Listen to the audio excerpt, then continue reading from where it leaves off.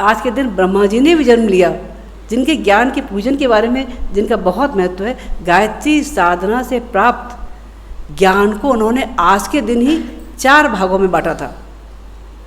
वो 4 भाग विष्णु की 4 भुजाएं, ब्रह्मा जी के मुख, कल्प वृक्ष के 4 फल, धर्म अर्थ काम मोक्ष, और 4 वेद, ऋग्वेद, यजुर्वेद, सामवेद, अथर्ववेद, ये कहलाए। ये चारों वेद कोई किताबें नहीं थी, ये ज्ञान विज्ञान की विशिष्ट धाराएं थी जो मानव के उत्थान के लिए हाजिर की गई थी। वो वेद जो ब्रह्मा जी ने साधना से अवतरित किए थे, जो गायत्री माता के वरद पुत्र कहलाए, उन वेदों को हमने गुरुदेव के रूप में जीवन जीते हुए देखा है।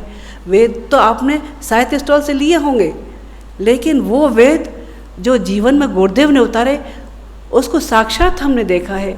ऋग्वेद वो वेद थे जिसमें ईश ऋचाएँ कही गई, जिसमें एक बात कही गई, ईशावास्यमिदं सर्वम। इस संसार में, इस सृष्टि में जितनी भी चीज़ हैं, उन सब में ईश्वर का वास है। चाहे वो पेड़ है, चाहे पत्थर है, चाहे कुछ भी है, हर एक के अंदर वो ईश्वरी चेतना विराजमान है। इसलिए भारतीय संस्कृति में पेड़ों से लेके, पत्थर से लेके हर एक की पूजा की जाती है। गुरुदेव ने इस चेतना को अपने अंदर आत्मसात किया। उनका सारे देवता अपने अंदर मौजूद है। इंद्र मन का प्रतीक है, अग्नि दृढ़ इच्छा शक्ति की प्रतीक है, और शिव साक्षात पाप ताप अज्ञान के हर्ता के रूप में है। वो सब चीज़ें अपने अंदर गुरुदेव ने आत्मसात की।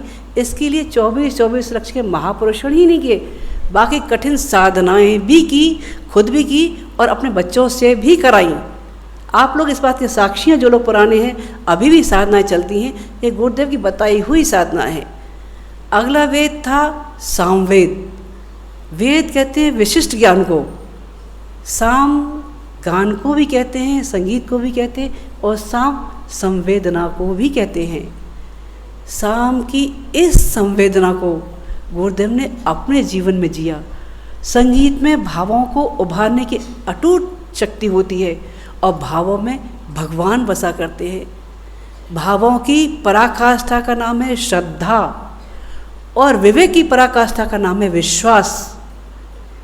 जब तुलसीदास ने रामचरितमानस का निर्माण करना शुरू किया, तो सबसे पहले उनके मन में ये आई कि इतना बड़ा महाकाव्य जो रचित होने जा रहा है, इसको किसके चरणों में समर्पित करूं?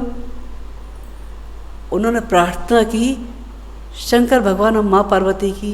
क्या कहेगी कि भवानी शंकरौ वंदे श्रद्धा विश्वास रूपिणौ। श्रद्धा और विश्वास की प्रतिमूर्ति के रूप में भवानी और शंकर को समर्पित करते हैं। वो भवानी शंकर का और श्रद्धा विश्वास का वो रूप गुरुदेव के जीवन में देखा। उन्होंने वो प्यार बांटा कि लोग उनको पिता कहते रहे, माँ कहते रहे, अपना सब दर्द खोल के उनके सामने रखते रहे। वो जिसके कंधे पर हाथ रख देते थे, बेटा और कोई हो न हो पर मैं तुम्हारा हूँ, हर वक्त अपने कलेजे से लगाए रखा। छोटी उम्र में ही गांव के विरोध के बावजूद भी छपकों की सेवा करने पहुंच जाते हैं। उस छपकों की जिसको गांव के घर के लोगों ने निकाल के पेड़ के नीचे पटक दिया था, छोटी सी उम्र में उसकी सेवा करते रहे। वो छपको ये कहती रही कि सुना था शबरी के घर राम आए थे, पता नहीं वो राम कैसे थे, पर मैंने जीवन साक्षात राम को देखा है जो मेरे जीवन के आया है। वो जब तक जिंदा रही गुरुदेव को भगवान राम ही कहती रही। अगला रूप उनका यजुर्वेद का था।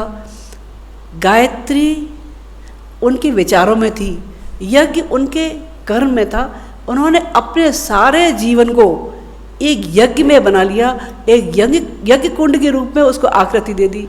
उसमें उनका जो भी कुछ था, चाहे वो देश प्रेम की, राष्ट्र प्रेम की बलवेदी पर चढ़ना रहा हो, तो सामाजिक क्षेत्र की कुरीतियाँ मिटाने से लेके अन्य चीज़ों तक जो भी कुछ उनके संकल्प थे, वो उसमें आहुति देते हुए चले गए।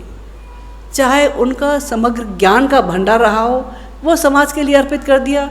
चाहे उनकी पैतृक संपत्ति थी वो सब मिशन के लिए, समाज के लिए दान दे दी, चाहे वंदनीय माता जी के जेवर थे वो तपोभूमि के लिए दान दे दिए। 17 साल तक बिना बिजली के केवल लालटेन की रोशनी में वो अपना जीवन यापन करते रहे।